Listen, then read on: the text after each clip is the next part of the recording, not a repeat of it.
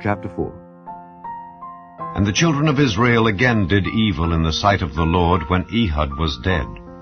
And the Lord sold them into the hand of Jabin king of Canaan, that reigned in Hazor, the captain of whose host was Sis-era, which dwelt in Harosheth of the Gentiles. And the children of Israel cried unto the Lord, for he had 900 chariots of iron, and 20 years he mightily oppressed the children of Israel. And Deborah, a prophetess, the wife of Lapidoth, she judged Israel at that time. And she dwelt under the palm tree of Deborah between Ramah and Bethel in Mount Ephraim. And the children of Israel came up to her for judgment.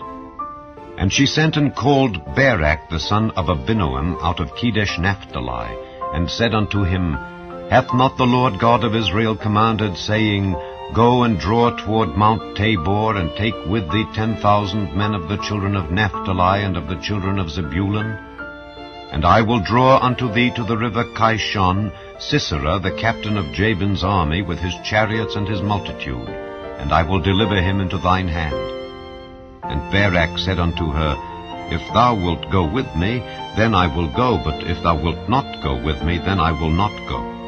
And she said, I will surely go with thee, notwithstanding the journey that thou takest shall not be for thine honor, for the Lord shall sell Sis-era into the hand of a woman.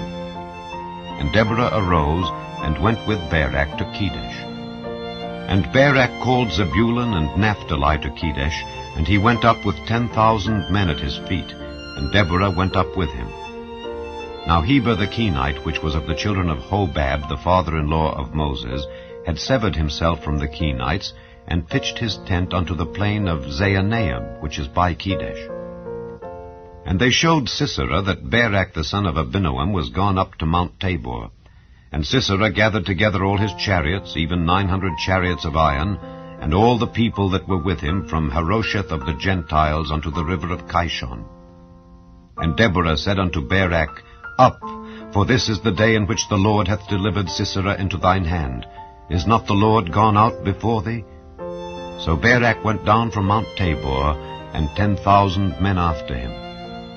And the Lord discomfited Sisera and all his chariots and all his host with the edge of the sword before Barak, so that Sisera lighted down off his chariot and fled away on his feet.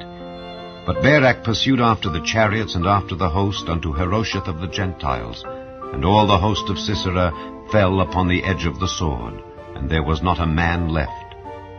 Howbeit Sisera fled away on his feet to the tent of Jael, the wife of Heber the Kenite, for there was peace between Jabin the king of Hazor and the house of Heber the Kenite. And Jael went out to meet Sisera, and said unto him, Turn in, my lord, turn in to me, fear not. And when he had turned in unto her into the tent, she covered him with a mantle. And he said unto her, Give me, I pray thee, a little water to drink, for I am thirsty.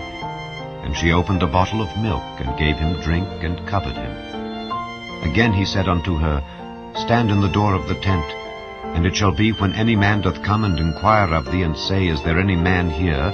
That thou shalt say, No.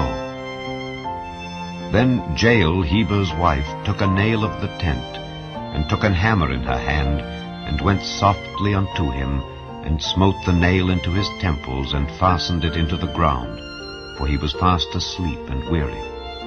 So he died. And behold, as Barak pursued Sisera, Jael came out to meet him, and said unto him, Come, and I will show thee the man whom thou seekest. And when he came into her tent, behold, Sisera lay dead, and the nail was in his temples. So God subdued on that day Jabin the king of Canaan before the children of Israel. And the hand of the children of Israel prospered, and prevailed against Jabin the king of Canaan, until they had destroyed Jabin king of Canaan.